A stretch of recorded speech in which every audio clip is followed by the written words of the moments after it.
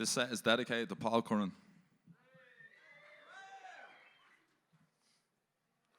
So you get 50 quid to do a gig. That 50 quid goes off a bill that never gets paid. Eating weed and speed and cat, the type of shite in town you get, the type of shite that leads to that, the type of shite that ends mates. Not seen his face since years ago. What's happening, chief? What's happening, bro? Only wants to sell you blow, the blow that makes the blues fade.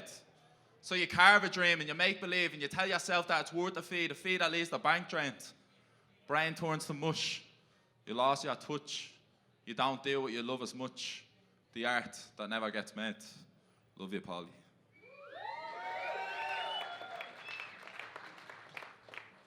So I get an invite to go on tour with the Murder Capital to share my art with the like-minded, because if we all look deep enough inside, I'm sure we can find it. So here I stand with curious eyes staring back at me from the darkness. From open mics in Dublin's basement to the stage on Vicar Street with the spotlight shining down on me. Fuck yeah. Stomach full of butterflies, fresh out of their cocoons, to test the nerves of isolation and vulnerability from swimming through creativity's lagoons. So lend us your mind to bend your ear, take you on a journey back in time through yesteryear, youth to prime, duck and dive into the mind's eye through the internal workings of rhythm and rhyme, to find lines and cast them out into the vast, ever-growing chasms of our constructed consciousness. And the best thing I ever did was turn to the page. Took me out of that cloudy days to spit some truth and show this ain't no face. Little flash in the pan. I'm a big fish, but it's a bigger ocean. And I've come a long way since the early days where I got me rhymes from green eggs and ham. I am Sam. Wouldn't have taken you as a Dr. Seuss fan. Well, as a matter of fact, myself and the Cat in the Hat, we go way back. Long before I ever thought about getting a Fuego Mamacita into the sack. But as I grew older, the influences got bolder. NWA's Fuck the Police became a regular conversation piece for disturbing the peace. Rattling a few cages. Removing the chain from me brain, because you know there ain't no half-stepping when you reckon it the Big Daddy Kane. So in light of that, watch me as I flip-flop through me hip-hop back catalogue in search of something similar to God. K.H to the O.V, followed by the outrageous genius of Yeezy. He keeps my mind for breezy, cause it ain't easy being cheesy. So I'll go deeper, and I become a seeker of inspiration to help my words reach their destination of a margin platform of A4. 2 packs rose from concrete taught me subtle entities that I previously only found embedded within my illegally downloaded MP3s. Shout out LimeWire. JID, Andy P and YBN Cordy, they keep me hopes alive for what my future holds with hypnotic flows, and they just paint the clearest pictures, allowing them to become a permanent fixture in my very own particulars during the extracurriculars. Now look, I've never fancied myself as a master of the vernacular, a stickler for self-doubt who through word of mouth found his voice and made the choice to aspire for more. And I know me words may mean nothing to you, but for me, they're everything. Let's fucking go, Vicar Street. Come on. This one's called People Like Me. So this is Ireland, a nation full of shy talkers, but we're also a nation full of this people that are not afraid to make decisions that are great. You'll take neutrality, equality, and repeal the 8.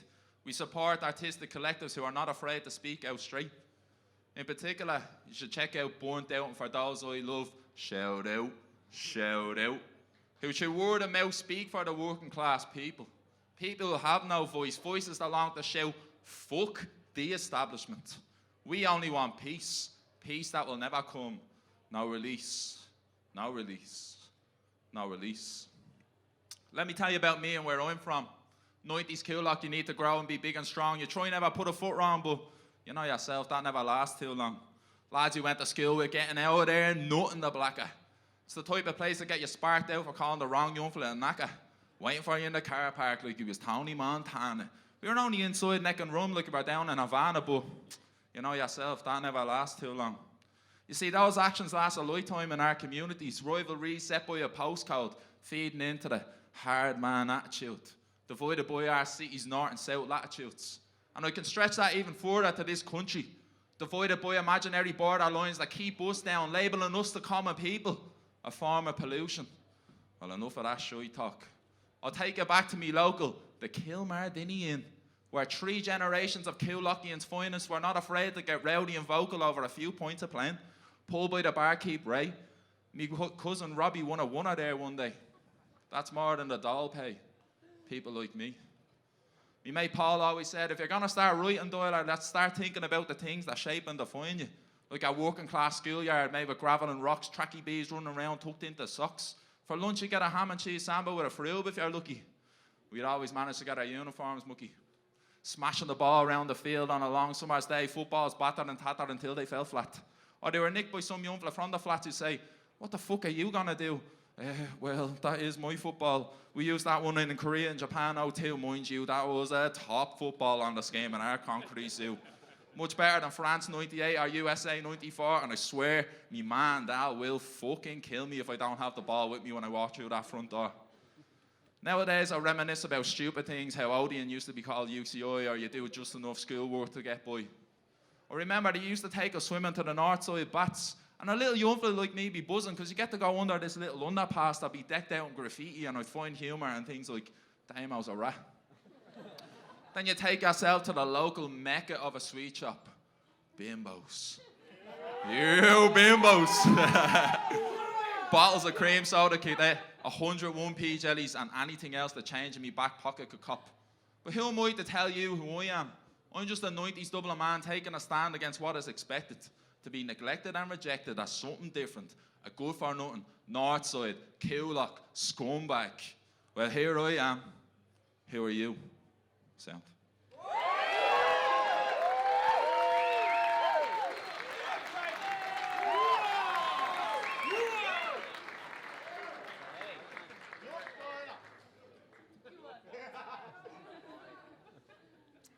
Thanks very much, these are very nice. Yup, younger. This is the first poem I ever wrote. So we press our lips together because it makes you feel like you're one. The kiss is the premise to what's to come. So I picked up a few tricks along the way just by listening to what the mots would say. Kisses along our delicate necks to the fragile shoulders, and these are the things you learn when you get older. So I was 15 and I was chasing skirt with the boys around the scheme. You go to gaff parties and drink Blue Wicket, and little lads know it's still a frigid. So I opened up and let them know that my nerves and rosy red cheeks started to glow. You've never shifted a girl, well I can help with that with a few numbers of young ones who love to put a cat. So before long I was going steady with a girl from R10, and her friend said, check her out under a unique Bebo name. Just say what's up, let her know what you're about. 18 months later I get a figurative slap in the mouth. Just don't love you anymore. Think it's time you moved on. Got people to meet and places to explore. Wish you all the best. She was gone. Completely out of the blue, didn't understand. Spoke just yesterday, everything seemed grand, but was young, in love, hadn't a clue. Let me tell you, that was the longest walk home I ever did have. And who answered the door but me dad? I never felt so alone, thought you wouldn't get her, so I just brushed right past and told him forget it. A couple of days go by, I left here around the voices, knock on the door, followed by a hi. Is everything okay, son? Do you need some advice?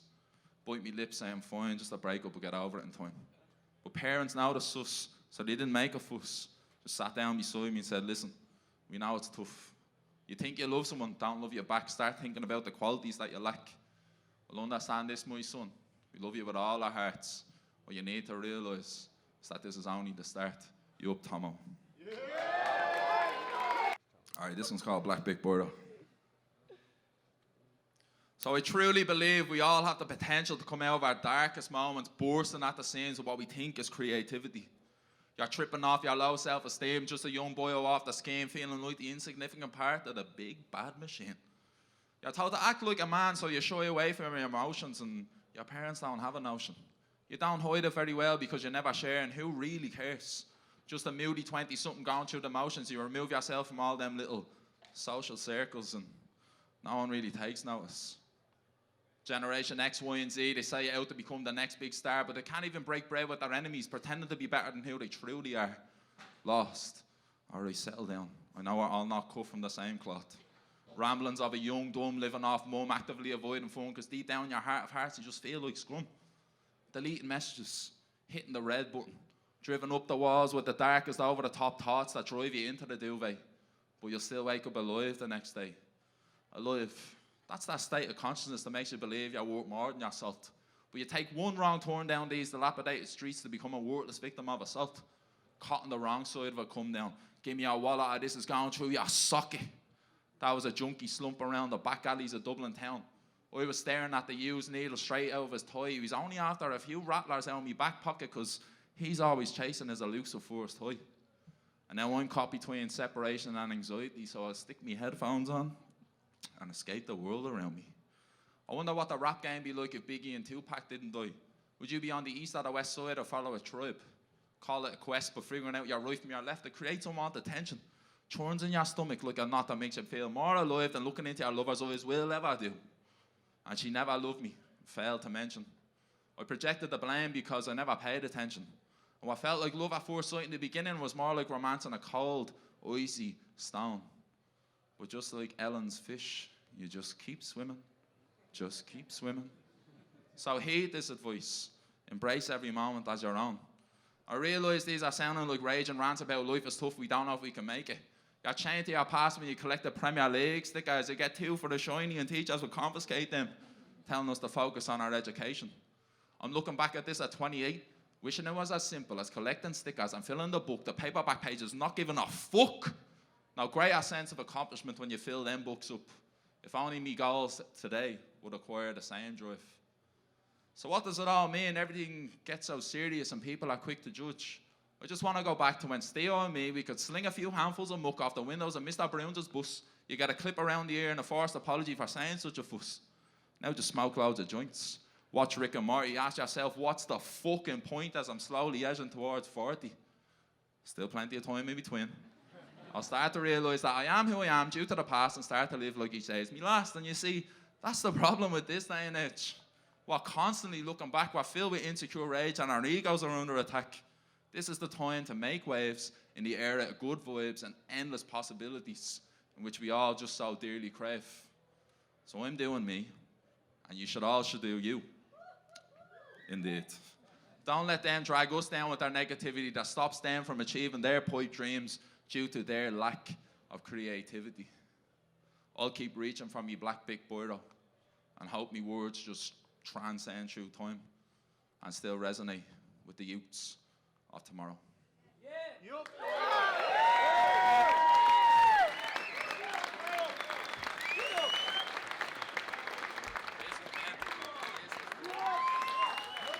This is fucking mental, I'm telling you right now.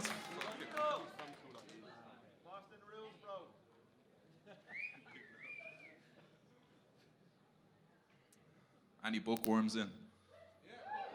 All right, good to be here. You. All right, this one's for me lover books. So look, I don't know if I prefer new car smell or new book smell, but I do know I prefer second-hand book smell over second-hand new car smell. And you see, that's the type of scent you'll breathe deeply in and down to your lungs that fill you with a sense of comfort that entices and excites your interest. It's the fucking best. So each one's gonna have its own history, like where's it from, where's it been, the places it's seen, the people it made believe. Some will write their notes, others highlight the quotes, you got your dog ears and forgotten mementos. Moments realised because of the word the author penned, like friends made and relationships strengthened and my own life saved, I almost forget to mention.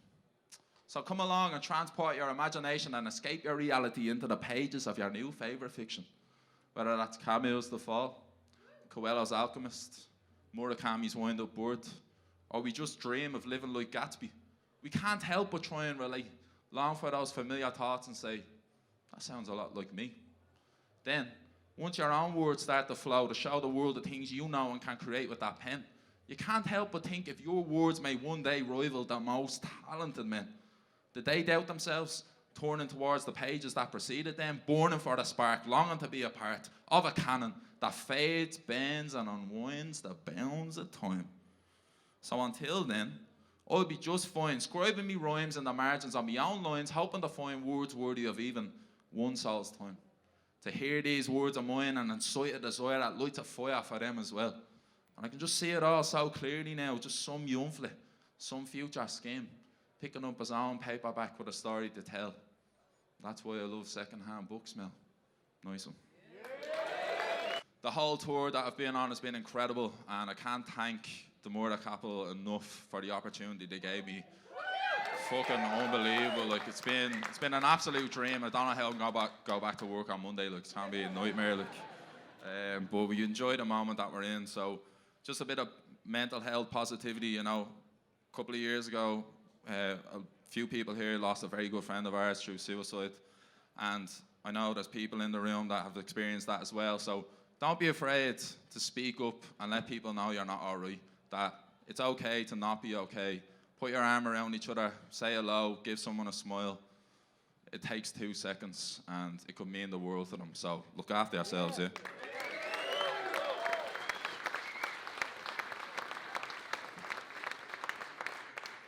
This one's called To the Local, be me last one.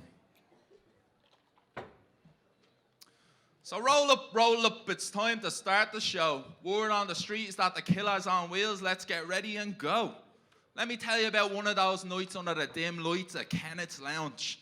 As I make my way to the top of the scheme to collect the boys, I'll daydream. Helps clear me mind and creates a bit of poise and releases the bind of the scattered white noise. You see, the bot found the head, detailing the breaking up of him and his ma. Who would have thought another one bites the dust? So Paul and I would elicit Bot's trust that he must not worry, because soon she'll be a memory, a blur, the one that left in a hurry. So despite that premise, I was excited and delighted. Because once our worlds fell into sync, there was a tremendous presence that upheld the very essence of friendship. So as we meander through this game like a river building momentum downstream, the usual cutthroat antics commence. Helps break the ice. And my name's the Bot, and I hate all the mots now. My name's Paul, and I think I'm class because I've read a few books and can say a few poems. Is that for you, Doyle, or you lanky string of piss? My quintessential lifetime diss. So as that type of natter and chatter crescendos, we reach the portal of our own little pretendo slice of heaven. And the place is fucking buzzing. So naturally, it wasn't going to take us too long to put away that first half dozen. We claimed the 3 vacant stills not too far from the gents. That unmistakable ammonia aroma let you know the aforementioned was close by. But it's only when you settle in do you begin to take in your surroundings, like laughter fills the air from the banter, loose tongues chance around, brought on from the elixirs dispensed from there the cantas. And we left no stone unturned that night. Reminisced of yesteryear where our hairstyles brought on jeers of queers or a play-by-play of a couple of fist fights exchanged with my peers. Just testing bravado, shake hands, oh yeah, we're still mates, bro. So we shared our issues, worries, hopes and dreams. We'd have each other bursting at the seams with our sharp wit. That we were too young to commit. And although it's hard to admit the pain will pass, we'd be glad in the end that you call it quits. And our glow, it just radiated outwards and around us that night. And when the L1s made a fuss, we were only too quick to discuss our love for one another. That these 3 brothers didn't need town on its bowsies on a night like this. We're just reveling in our eternal bliss. So before we knew it, the lights were flickered. And as the owl lads tried to solicit a trip into their missus's knickers, we snicker and part ways with our little watering hole that was mostly funded by handouts off the dole.